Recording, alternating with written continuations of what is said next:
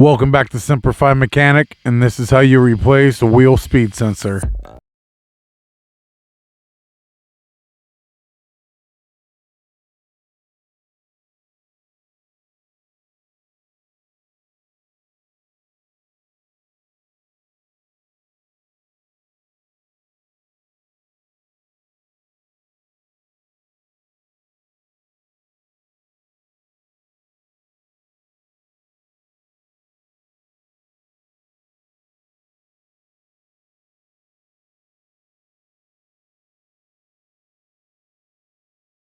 Simplify till next time.